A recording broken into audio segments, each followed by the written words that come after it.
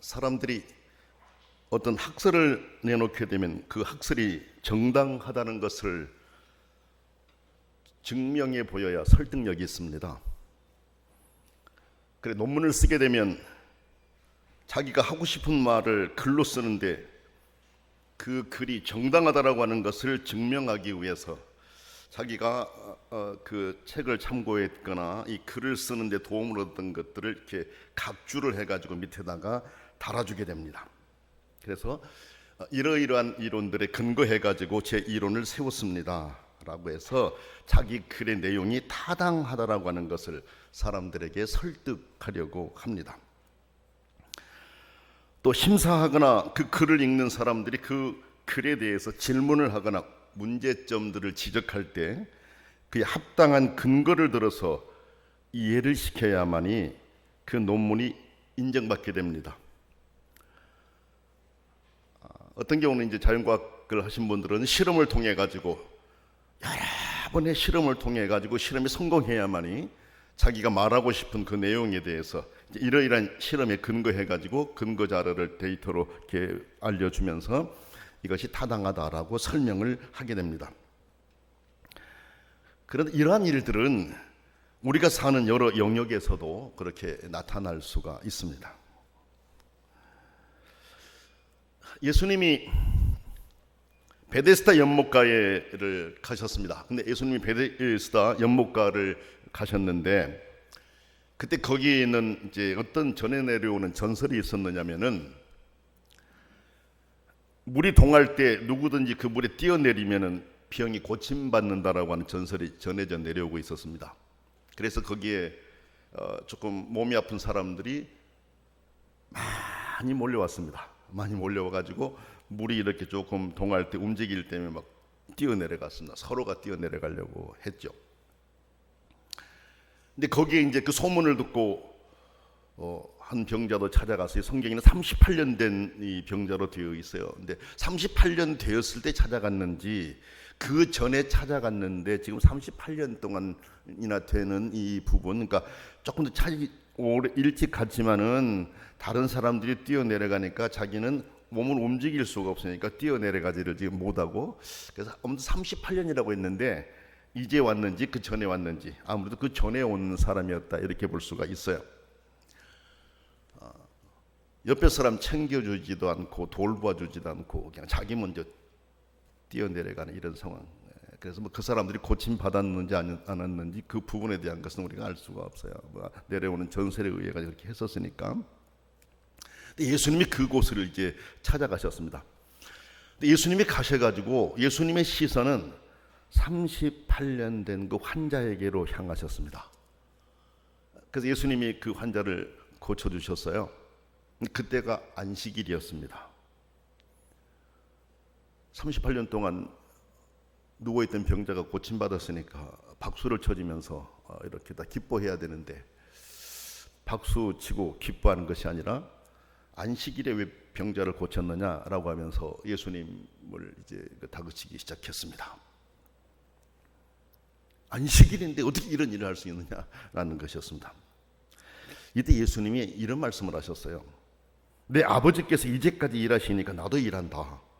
이 말씀을 하셨어요. 그러니까 거기에서 이제 예수님에 대해서 비판하던 사람들이 두 가지를 들어가지고 사실은 예수님을 죽이려고 했습니다. 하나는 안식일에 왜 일했느냐, 안식일에 왜 병자를 고쳤느냐라는 것이고, 다른 하나는 하나님을 자기 친아버지라고 했다라는 것입니다. 자기와 하나님을 동등하다라고 말했다라는 것입니다. 그래서 예수님을 죽이려고 했습니다. 그게 요한복음 5장 1절로 18절 내용을 보게 되면 그 내용들이 나와요. 그러니까 이렇게 예수님의 은행에 대해서 혼란하고 위협을 가하게 되니까 예수님이 자신의 권위에 대해서 이제 말씀하십니다. 내가 누구인지에 대해서 말씀하세요. 예수님이 하나님의 아들이라고 하는 것, 하늘에서 내려왔다라고 하는 사실, 그리고 나는 세상을 심판할 권세를 하나님으로부터 받았다라고 하는 사실, 이것들을 이제 그 사람들에게 전합니다. 그 내용이 오늘 본문 바로 앞에 나와요. 또 구체적으로 설명하면 이렇습니다. 예수님은 하나님 아버지와 함께 하늘에 계시던 분으로서 아버지가 하시는 일을 다 보셨기 때문에, 그리고 같은 하나님이시기 때문에 아버지를 닮아서 그대로 하신다라고 말씀하셨어요. 그리고 하나님은 아들을 사랑하시기 때문에 자신이 하시는 일을 아들에게 보이실 뿐만 아니라 더 큰 일도 보여주실 것이다, 이렇게 말씀하셨어요.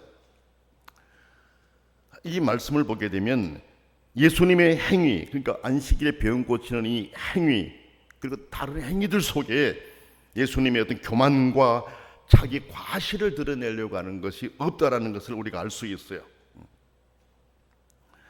아들이 아버지에게 전적으로 의존하고 있음과 아버지에 대한 아들의 전적인 복종의 자세가 이 성경에 드러납니다. 바로 그러한 의존성과 복종의 근거에서 하나님은 예수님 안에서 직접적으로 활동하신 거예요. 물론 예수님과 하나님은 삼위일체 하나님이시기 때문에 동등하셔요. 그렇지만은 이제 그 아버지와 아들이라고 하는 그 존재 양식이, 그러니까 위격의 이런 존재 부분에 있어서 결국 아들이 아버지를 존중하면서 아버지가 말씀하신 것을 실행해 가는 것이었습니다. 그래서 이 두 분 사이의 행위는 아무런 차이가 없어요. 예수님의 구원에는 아버지가 예수님을 사랑하신다라는 것, 또 이 사랑으로부터 예수님에게 아버지의 일에 대한 통찰력을 주신다라는 것. 아버지가 예수님을 사랑하시기 때문에 아버지가 하시는 일에 대해서 예수님은 다 아시는 것이죠. 또 아버지의 일을 수행할 수 있도록 예수님에게 하나님 아버지가 능력을 주신다는 것, 이 내용들에 대해서 쭉 설명을 하고 있습니다. 그러니까 하나님은 아들을 사랑하시기 때문에 이렇게 하나님이 하시는 일을 예수님께 보이실 뿐만 아니라 더 큰 일도 보여주실 것이다. 성경이 그렇게 말씀하고 있어요. 이 더 큰 일이 무엇일까? 그 내용이 성경에 소개되고 있죠. 하나님이 죽은 자를 살리는 것처럼 예수님도 죽은 자를 살리실 것이다 라는 겁니다. 또 한 가지는 모든 심판하는 권세를 아들에게 주셔서 심판하게 하실 것이다. 더 큰 일, 병자를 고치시는 여러 일들 뿐만 아니라 죽은 자를 살리시고 모든 심판권을 아들에게 주셔서 아들이 심판하게 되실 것이다. 이 내용을 예수님을 비판하는 사람들 앞에서 예수님이 말씀하신 거예요. 하나님이 그렇게 예수님을 통해 일하시는 이유는 사람들이 아버지를 공경함같이 아들을 공경하려 하기 위함이다 라고 말씀하셨어요. 하나님은 공경하지 않느냐? 그런데 하나님이 보내신 아들도 공경하도록 하기 위해서 하나님이 나에게 그러한 고난을 주셨다라고 말씀하신 겁니다. 그러므로 하나님이 보내신 예수님을 공경하는 자라야 그들이 의지하고 있는 하나님을 공경한다라는 것입니다. 그래서 예수님을 배격하는 사람들에게 정말 하나님을 사랑한다면 하나님이 보내신 아들인 나를 공경해야 된다라고 예수님이 가르치신 거예요. 두 번째 말씀을 보니까 예수님의 말씀을 듣고 믿는 자들은 영생을 얻고 심판을 받지 않는다는 사실, 그리고 죽음에서 생명으로 이미 옮겼다라는 것입니다. 그러니까 예수님을 믿게 되면은 믿는 자들은 영생을 얻는다, 심판받지 않는다, 죽음에서 생명으로 옮겼다. 예수님을 믿는 자에게 영생이 있다라고 하는 것을 예수님이 그들에게 이제 말씀하신 거죠.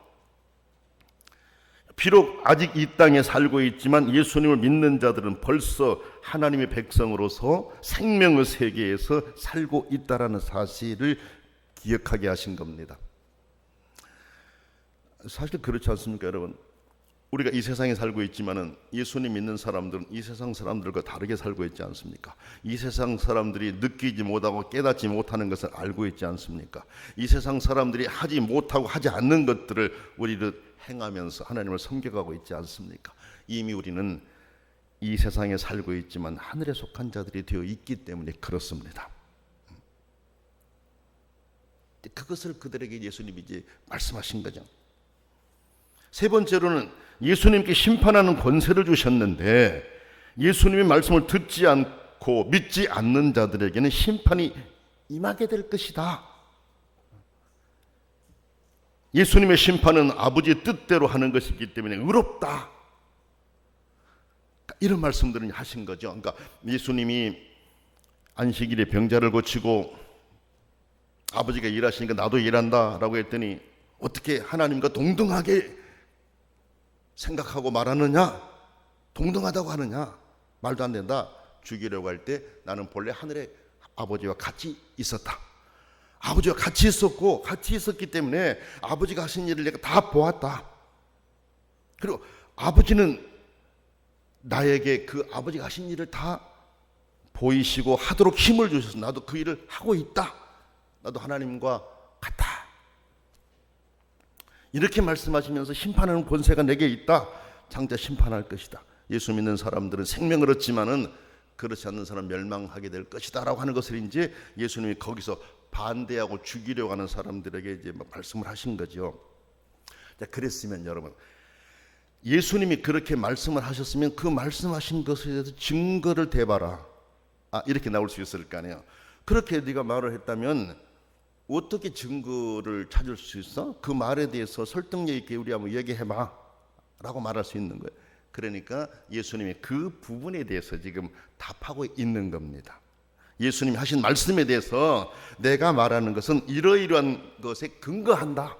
그러니까 확실하다. 이 말씀을 하신 내용이 오늘 본문이에요. 예수님이 이제 첫째로는 자기 자신의 주장은 별로 유용하지 못하다. 31절에 그렇게 말씀하셔요. 내가 아무리 이렇게 말을 한다라고 할지라도 여러분들이 내가 한 말에 대해서 믿으려고 하지 않을 것이다. 그렇죠? 그걸 전제하면서 내가 방금 앞에 말한 것처럼 하나님과 함께 있었고 하나님 함께 하신 일을 다 보았고 하나님이 하신 일에 참여했고 아버지가 나를 세상에 보내서 아버지가 하시던 일을 나를 통해 일하게 하시고 나를 믿으면 구원받고 나는 심판하는 권세를 받았다. 이 사실에 대해서 세례 요한이 이미 앞에서 증언했다. 근데 여러분 33절에 그 내용을 말씀하고 있잖아요. 세례 요한이 그건 증언하고 있다. 근데 성경을 보면 세례 요한이 예수님이 어떤 분이신지에 대해서 증언을 했잖아요. 1장에 보면 요한복음 1장을 보게 되면 세례 요한이 예수님이 어떤 분이신지에 대해서 증언하는 내용들이 나와요. 그것을 예수님이 말씀하신 겁니다. 그러니까 세례 요한의 증언이 믿음의 하나의 도움이 될 수 있어서 예수님이 여기에 언급하신 거야. 세례 요한이 증언했다라는 겁니다. 그러나 그것은 결정적인 증거가 못 된다. 예수님이 아셨어요. 34절로 35절에 나와요. 왜냐하면 사람들이 요한의 증언을 철저히 거부했거든요. 요한이 예수님보다 6개월 빨리 와가지고 예수님의 길을 예비하고 예수님에 대해서 전했지만은 나는 그리스도가 아니고 나는 메시아가 아니고 메시아를 위해서 나는 준비하려고 왔다라고 하는 것을 누누이 전했지만은 믿지 않죠. 거부합니다. 그러니까 요한의 증언이 예수님을 믿도록 도움을 줄 수 있었는데 믿지 않았다. 그러니까 완벽한 증거가 될 수 없었고 거부당했다라는 겁니다. 그래서 예수님이 세 번째로 내가 지금 앞에 말하는 거,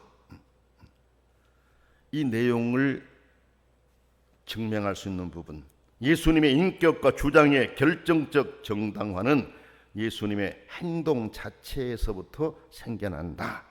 그게 36절이야. 내가 행하는 일들 속에 내가 하나님의 아들이고 하나님이 나를 보내셨고 내가 하나님과 동등하고 심판하는 권세가 내게 있고 나를 믿는 자는 영생을 얻는다라고 하는 거, 이 사실들은 내가 여러분 앞에서 보여준 여러 행동들 속에서 다 나타나 있다라는 것입니다. 무엇을 말하는 것 같습니까? 예수님이 행하신 기적들이 예수님의 신성을 보여주고 있다라는 것입니다. 왜?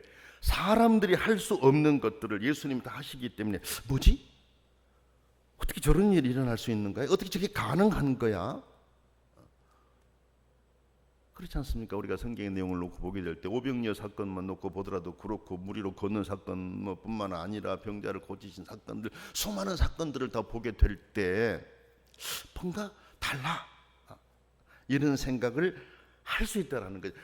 눈을 뜨고 발견하려고 하면, 보려고 하면 내가 하는 행동 속에 내가 하나님의 아들이고 하나님과 동등하고 심판하는 권세를 가졌고 나를 믿으면 구원받는다라고 하는 사실을, 그래 나를 믿어야 된다라고 하는 것을 알게 될 것이다 라는 것입니다. 그런데 이 일들은, 이 행동 속에서 아버지가 예수님을 보내셨다라고 하는 것을 다 증언하신 거예요. 예수님이 혼자 하신 게 아니고 예수님이 하시는 그 일들은 아버지가 능력을 주셔서 아버지가 함께 하셔서 그 일들이 진행되고 있기 때문에 그런 일이 일어나는 것을 보면은 아버지가 나를 보내셨다라고 하는 걸 다 증거가 된다. 믿으려고 마음을 먹고 바라보면은 다 믿을 수 있다라는 것입니다. 또 한 가지를 예수님 말씀하셨어요. 하나님 아버지가 직접 하늘로부터 증언했지 않느냐. 37절이에요. 그건 32절을 참조하시면 돼요. 무슨 말인 것 같아요? 예수님이 세례받고 무리에서 올라오실 때 하늘에서 하나님이 뭐라고 하셨습니까? 이는 내 사랑하는 아들이다. 내가 너를 기뻐한다. 하신 말씀을 하셨거든요. 그러니까 하나님이 직접 말씀하셨다. 이는 내 사랑하는 아들이다고 말씀하셨다. 내가 너를 기뻐한다라고 말씀하셨다.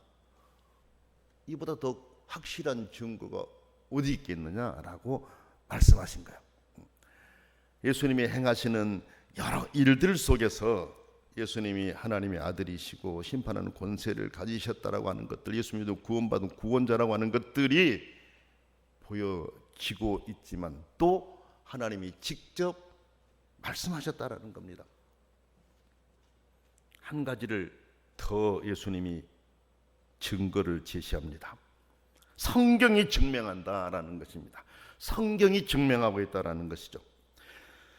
성경이 하나님의 말씀이고 성경을 통하여 메시아를 예언하셨기 때문에 성경을 정말 사랑하고 성경을 읽는 사람이라면 성경을 통해서 내가 누구인지를 알게 될 것이다. 왜? 성경은 내가 누구인지를 알려주시는 책이기 때문이다 라고 예수님이 말씀하신 거예요. 예수님은 사람들이 예수님을 믿도록 하시려고 이런 여러 말씀들을 통해서 증언하십니다. 증거를 대신 거예요. 그런데 여러분, 예수님이 아무리 이렇게 많은 증거를 댄다라고 할지라도 그 내용들을 믿음으로 받아들인다라고 하는 것은 쉬운 일이 아닙니다. 물론 하나님의 은혜로 믿게 되지만 그래도 인간은 믿음에 도움을 주는 이런 내용들을 통해서 예수님을 믿어야 되는데 쉬운 일이 아니다라는 것입니다. 사람들은 예수님을 거부했다고 나오죠. 왜 거부했다고 했습니까? 왜 사람들이 예수님을 거부했다고 했습니까? 성경은 원함이 없었기 때문이다 라고 말씀하셔서 40절 말씀 한번 보실래요? 그러나 너희가 영생을 얻기 위하여 내게 오기를 원하지 아니하는도다 그랬습니다. 원함이 없었다라는 것입니다. 그렇습니다, 여러분. 믿음이라고 하는 것은 원함이 있어야 됩니다. 우리가 살아감에 있어서 어떤 일을 행함에 있어서 내가 원함이 있어야지, 내가 사모함이 있어야지, 내가 하고 싶어서 해야지 어떤 일들을 기쁨으로 행할 수가 있는 거 아니겠어요? 그렇지 않습니까? 원함이 있을 때 감사가 있고, 원함이 있을 때 기쁨이 있고, 원함이 있을 때 내가 찾아가게 되는 거예요. 원함이 있을 때 누구 말이 아니라 내 스스로 하게 되는 거 아니겠습니까? 아무리 바른 말씀을 가르치고 아무리 많은 시간을 들여서 얘기한다 할지라도 본인이 원함이 없으면 어렵습니다. 그런데 예수님 당시에 많은 사람들은 자기들 스스로 예수님을 원하는 마음이 없었다라는 것입니다. 예수님에 대해서 사모하는 마음이 없었다라는 것입니다. 원함이 없으니 억지가 되는 것입니다. 원함이 없으니 엉뚱하게 행동하게 되는 것입니다. 원함이 없으니까 예수님이 하시는 말씀, 행하시는 그 하나하나의 트집을 잡게 되었고 예수님을 죽이려고까지 했던 거예요.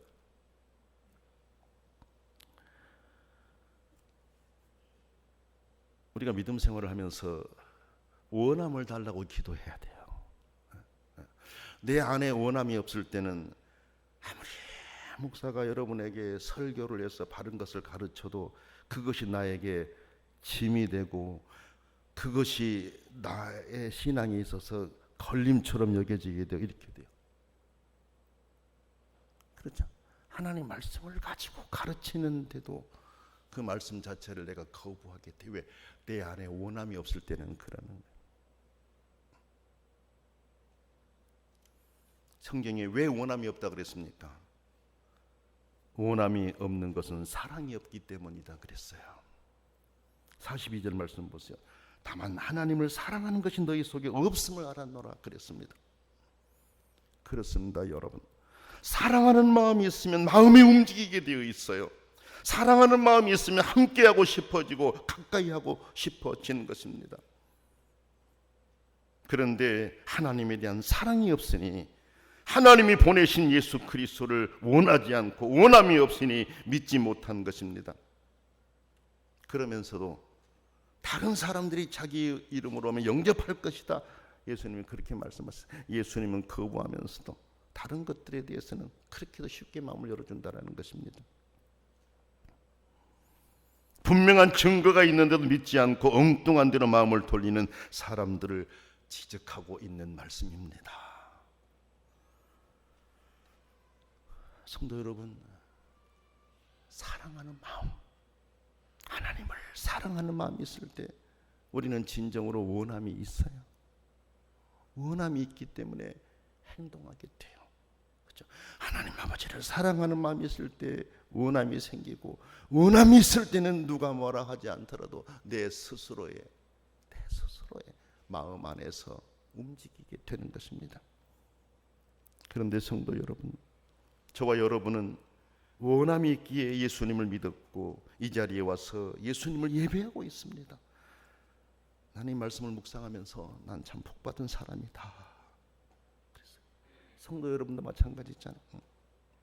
어떻게 하면 하나님이 기뻐하신 것을 더 해볼까 힘쓰고 하나님이 기뻐하신 일이 무엇일까를 찾아보려고 노력하는 게 여러분 아닙니까? 그러니 얼마나 복받은 사람들입니까, 여러분? 예수님 당시의 사람들은 모세를 바라고 신임했습니다. 그러나 모세가 기록한 책은 예수님에 관한 책이지 않습니까? 그런데도 모세는 바라고 신임했으면서 예수님은 거부했습니다. 그 이유가 무엇일까요? 모세는 신임했어요. 그런데 모세가 기록한 책은 예수님에 대해서 기록하고 있어요. 그런데 모세는 신임하고 바라면서 예수님은 거부했어요. 왜 그랬습니까? 성경이 원하는 대로 성경을 읽는 것이 아니라 자기가 원하는 대로 성경을 읽었기 때문에 그렇습니다. 성경이 말씀하신 대로 성경을 읽는 것이 아니라 내가 원하는 것을 찾으려고 성경을 읽기 때문에 그랬던 것입니다. 그러므로 성경을 읽으면서 예수님을 발견하지 못하고 믿지 못했던 거예요. 그 결과가 무엇이라고 하셨습니까? 모세가 그들을 고발할 것이다 라고 하셨습니다. 성도 여러분, 오늘 우리는 예수님을 믿어 영생에 이르는 길에 들어섰습니다. 감사할 따름입니다. 이제 보다 철저하게 믿어야 되겠습니다. 여러분, 믿음 생활 대충대충 하면 안 돼요. 앞으로 우리 일이 어떻게 전개될지 몰라요. 우리는 철저하게, 지금보다 더 철저하게 예수님 믿고 믿음 안에서 살아가려고 해야 돼요. 여러 가지 이유를 들어서, 여러 가지 핑계를 들어서 하나님으로부터 멀어지려고 해서는 안 되는 거예요. 믿음 안에서 참된 즐거움을 누리면서 믿음 안에서 참된 의미를 찾으면서 사는 그리스도인들이 되어야 됩니다. 그리고 구원의 길을 멀리하는 자들이 주님께로 돌아올 수 있도록 부지런히 전하여서 하나님 나라가 확장될 수 있어야 돼요. 꼭 기억합시다. 나는 복 있는 사람이다. 하나님의 사랑을 받았고 하나님을 사랑하기에 내 안에는 원함이 있다. 원함이 있으니 얼마나 기쁘고 감사합니까? 원함이 있어서 예배를 드리고 원함이 있어서 충성하고 원함이 있기 때문에 하나님이 기뻐하신 일을 하고 있다라고 하는 것. 이 사실을 놓치지 말고 더 꽉 붙잡고 다른 사람들에게도 이 복음의 진리를 전해 주어서 나로 인해서 하나님 나라가 더 확장될 수 있도록 도구가 될 수 있기를 원합니다. 기도하겠습니다. 사랑이 많으신 하나님 아버지, 예수님을 믿지 않기에 예수님께서는 그들이 예수님을 믿게 하시려고 여러 가지 증거들을 들어서 설명을 하셨습니다. 얼마나 답답하셨을까 하는 생각을 합니다. 그렇지만 결국 그들은 예수님을 믿지 못합니다. 원함이 없었습니다. 사랑이 없었기 때문에 원함도 없었고, 원함이 없었기 때문에 행동으로 움직일 수가 없었습니다. 아버지, 오늘 여기 모여 예배하는 저희들 아버지의 사랑받게 하시고 아버지를 사랑하게 하시고 사랑 안에 원함이 있게 하셔서 예배하며 하나님을 충성스럽게 섬겨가게 하시니 감사합니다. 이 믿음이 날로 더 불타오르게 하시고 우리 믿음으로 인해서 주변의 사람들이 하나님께 돌아오는 놀라운 역사가 있도록 저희들을 사용하여 주옵소서. 예수님의 이름으로 간절히 기도드립니다. 아멘.